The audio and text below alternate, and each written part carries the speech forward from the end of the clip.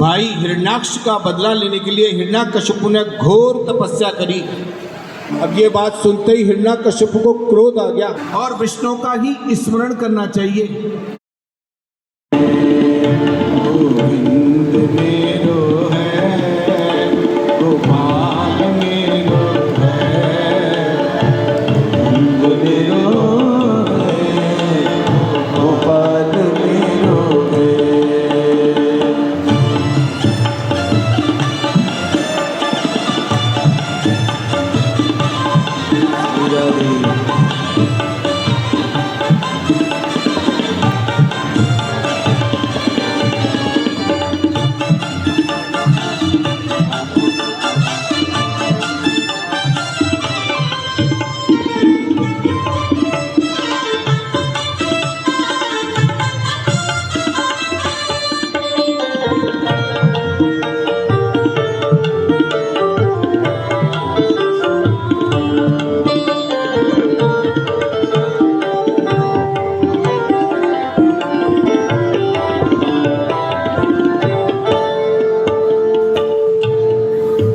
राधा गोविंद सरकार की।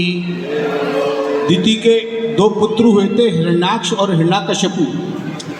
अब अपने भाई हिरण्याक्ष का बदला लेने के लिए हिरण्याकशिपु ने घोर तपस्या करी। हिरण्याक्ष का वध भगवान ने वराह अवतार से कर दिया था। उसी दिन से उसने ठान ली थी कि मुझे विष्णु से बदला लेना है। घोर तपस्या करी हिरण्याकशिपु ने और भगवान से इतनी घोर तपस्या की कि ब्रह्मा जी भी आ गए। बहुत कठोर तपस्या की, इतना तब देखकर ब्रह्मा जी आए और बोले, उत्तिष्ठ उत्तिष्ठ भद्रम ते तपस्सिद्धोऽसि काश्यप वरदो हम मनु प्राप्तो वीर्यताम मीप्सितो वर। हे कश्यप नंदन हिरण्याकशिपु, उठो, तुम्हारी तपस्या आज सिद्ध हो गई है। तुम जो वर मांगना चाहते हो मांगो। अब हिरण्याकशिपु तो इसी इंतजार में था। उसने कहा कि भगवान, मैं दिन में मरूं न रात में मरूं, न ऊपर मरूं न नीचे मरूं, न मानव से मरूं न पशु से मरूं, न अस्त्र से न शस्त्र से। इस प्रकार से बड़े जब वर मांग लेगा तो ब्रह्मा जी ने कहा बस बस। अब जब उसने ये कहा कि मैं अजर अमर हो जाऊं तो ब्रह्मा जी ने कहा अजर अमर कोई नहीं हो सकता है, आए हैं तो जाएंगे। जिसने भी पृथ्वी पर अवतरण हुआ है वो निश्चित रूप से भगवान के धाम को जाएगा। ये वरदान मेरे पास नहीं है, बस इतना ही तूने बहुत ले लिया।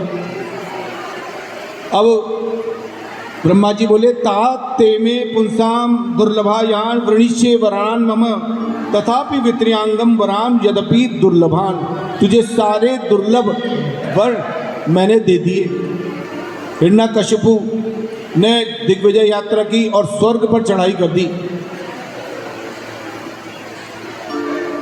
अब सब जगह हिरण्याकशिपु का राज्य हो गया। हिरण्याकशिपु के 4 पुत्र थे, राध, आह्लाद और सबसे छोटे थे प्रहलाद। प्रहलाद सबसे छोटे थे परंतु गुणों में सबसे बड़े थे। गुणों में सबसे बड़े होने के कारण भगवान की भक्ति में तल्लीन थे। आगे जब कथा आएगी, क्योंकि जन्म में उनको जब गर्भ में थे तो कयाधु जो उनकी माता जी थी, उन नारद जी ने उनको जन्म में ही भक्ति की शिक्षा दी थी। हिरण्याकशिपु प्रहलाद जी को राजनीति की शिक्षा देना चाहते थे, परंतु प्रहलाद जी तो भगवत भक्ति में तल्लीन रहते थे।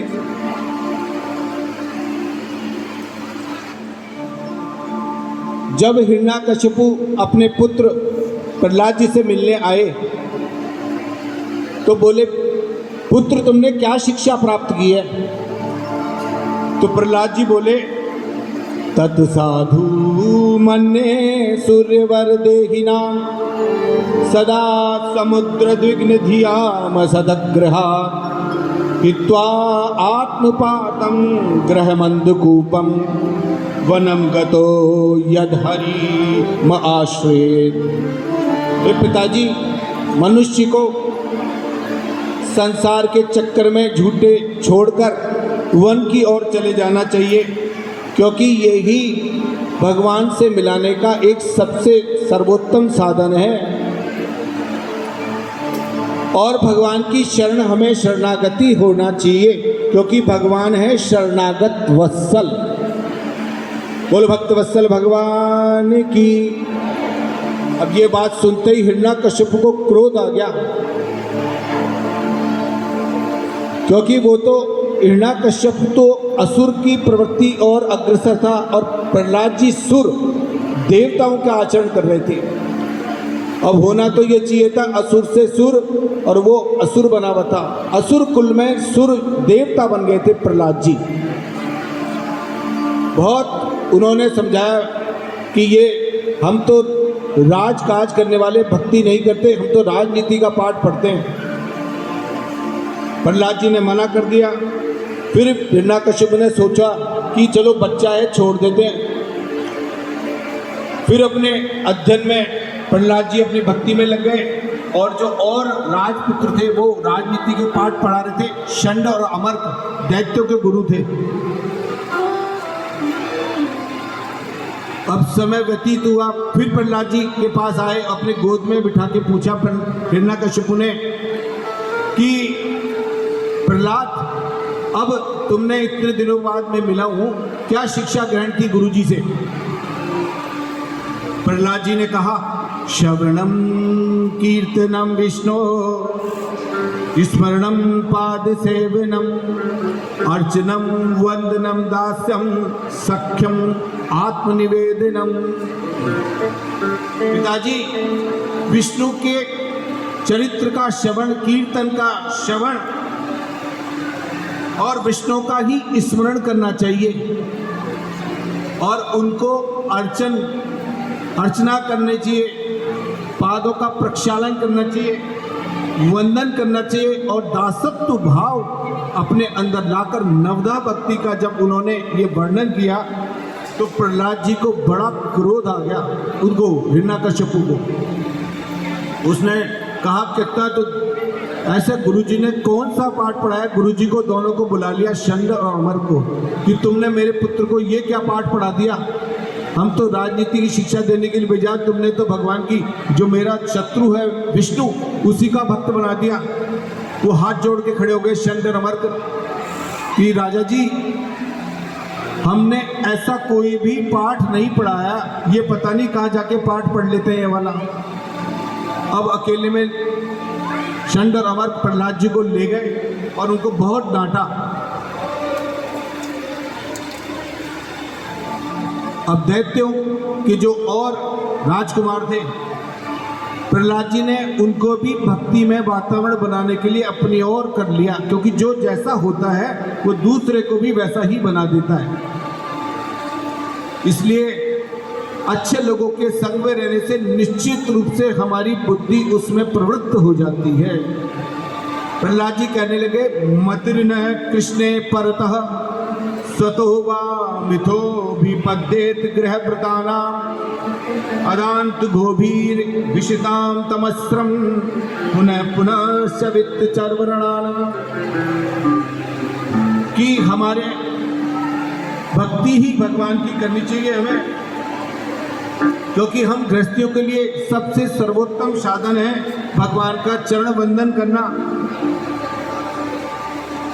प्रहलाद जी ने कहा, कौमार आचेत प्राज्ञो धर्मान भगवतानिह दुर्लभम मानुषम जन्म तदप्य दुर्मप्य दुर्भम। ये मित्रों, ये मनुष्य जन्म हमें बड़ी दुर्लभ से प्राप्त होता है। 84 लाख योनि जब भोग लेते हैं उसके बाद मनुष्य बड़े जन्म बड़े दुर्लभ योनि से प्राप्त होता है। बड़े भागन मानुष तन पावा। इसलिए हे कुमारों, अपना जन्म, मनुष्य जन्म को सुधारने के लिए आचारवान बनो, और उसमें भी यदि हमें ध्रुव प्राप्त करना है, जिस प्रकार ध्रुव जी ने भगवान की भक्ति करके ध्रुव अर्थात दूध ध्रुव होते हैं अटल, अटल रहे, उसी प्रकार से हमें भी भगवान की भक्ति में संलग्न होना चाहिए। यथा ही पुरुषस्य विष्णु पादोपसर्पणम यदेश सर्वभूतानां प्रिय आत्मेश्वर। हमें विष्णु के चरणों का आश्रय लेना चाहिए और सभी प्राणियों में समत्व का भाव रखना चाहिए।